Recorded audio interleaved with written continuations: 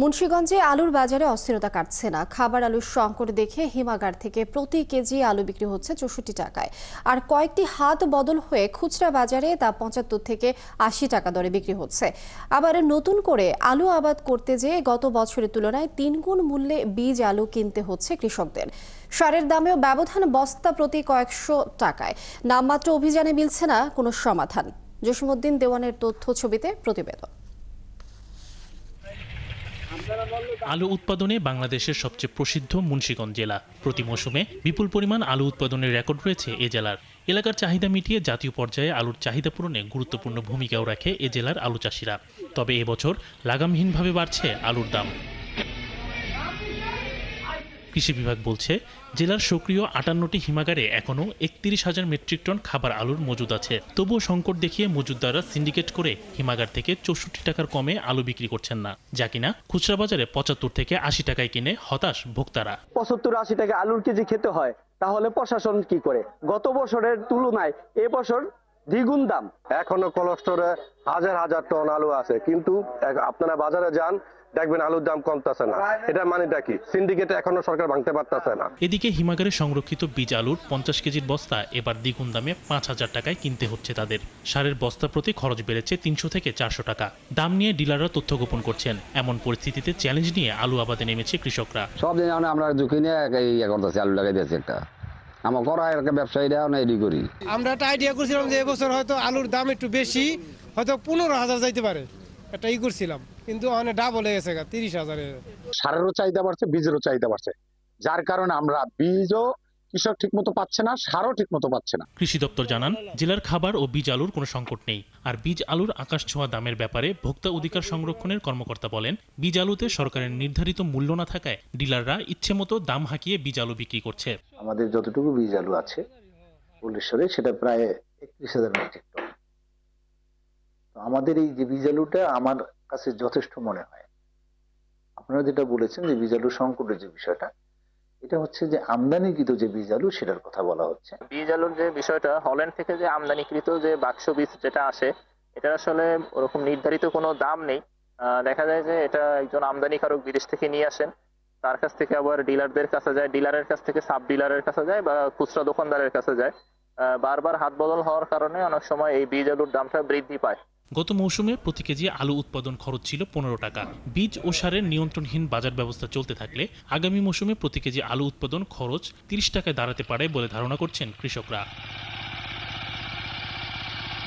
শরীফ আজাদ প্রীতম, ৭১। দর্শক, আলুর বাজারের খবরাখবর জানবো। মুন্সিগঞ্জ থেকে যুক্ত হচ্ছেন সহকর্মী জসিমউদ্দিন দেওয়ান। জসিম, হিমাগারে কি পরিমাণ আলুর মজুদ আছে? তৃতীয় পক্ষগুলো আসলে কারা, এবং দাম নিয়ন্ত্রণে প্রশাসন থেকে কোনো মনিটরিং কি দেখছেন কিনা আপনি জানাবেন। কৃষি সম্প্রসারণ অধিদপ্তরের তথ্য মতে এখনো কিন্তু হিমাগারে খাবার আলু প্রায় ৩০,০০০ মেট্রিক টন এখনো মজুত রয়েছে। সেক্ষেত্রে এই অঞ্চলগুলোতে যে আগামী মৌসুম, অর্থাৎ উত্তরবঙ্গের যে আলু বাজারে নেমে গেছে এবং মুন্সিগঞ্জের যে আলু উৎপাদন শুরু হয়ে গেছে, সেক্ষেত্রে এই মৌসুম চলার একেবারে কোনো ধরনের অসুবিধা হওয়ার কথা নয়। অর্থাৎ এই আলু হিমাগার থেকে যে ৬৪ টাকা বিক্রি করছে, এটা একেবারে সুনিশ্চিতভাবে বলা যায় একটা সিন্ডিকেটের মাধ্যমে এই আলুর আকাশ ছোঁয়া দাম আসলে তারা রাখছে। আমি যদি একটু বলি যে কৃষকরা কিন্তু এই আলুর দাম পায়নি, কারণ কৃষকরা এই আলু তাদের উৎপাদন খরচ ১৫ টাকা হলে তারা বিক্রি করেছে মাঠ থেকে ১৬-১৭ টাকা। এবং এই আলুগুলো অর্থাৎ কৃষি জেলার যেই আলু চাষি ও ব্যবসায়ী সমিতি, তারা কিন্তু জেলা প্রশাসকের সাথে মিটিং করেছিল ঠিক এই চলতি বছরের মার্চ মাসে, যখন আলু জমি থেকে আলু উত্তোলন হয়েছিল। সেই সময় তারা জেলা প্রশাসকের দাবি করেছিল যে যদি হিমাগারে ৪০ থেকে ৪৪ টাকার মধ্যে আলুর দাম নির্ধারণ করে দেয়, সেক্ষেত্রে তারা লাভবান হবে।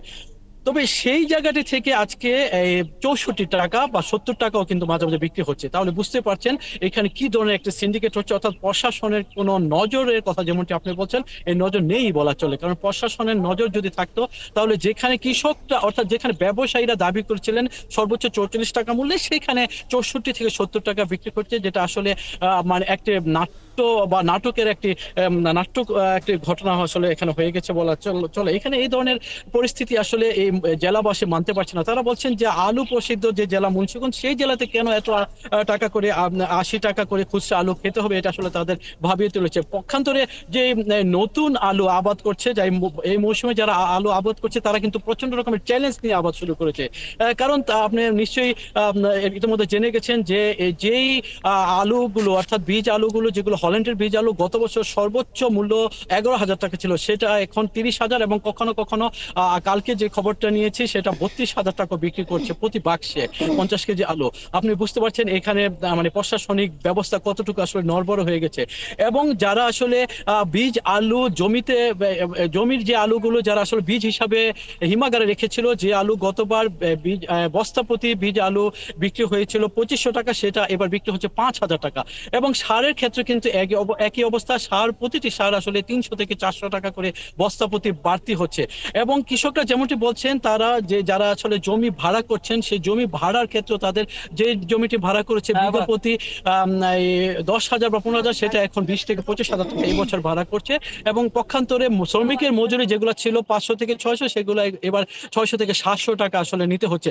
অর্থাৎ কৃষকদের একটা চ্যালেঞ্জ নিয়ে আসলে তারা আবাদ শুরু করছে। কারণ তারা বলছেন যে যদি কোনো কারণে আলুর দাম আগামী বছর তারা না পায়, সেক্ষেত্রে তাদের আসলে একেবারে ভয়ঙ্কর অবস্থা হয়ে দাঁড়াবে। কারণ আলুর এই সুবিধাটা নেয় একমাত্র ফরিয়ারা, অর্থাৎ যারা আসলে পাইকারি কিনে বা পাইকারি বিক্রি করে, তারাই আসলে এই সুবিধাটা নেয়। আর পুরোপুরি চ্যালেঞ্জটা থাকে কৃষকদের।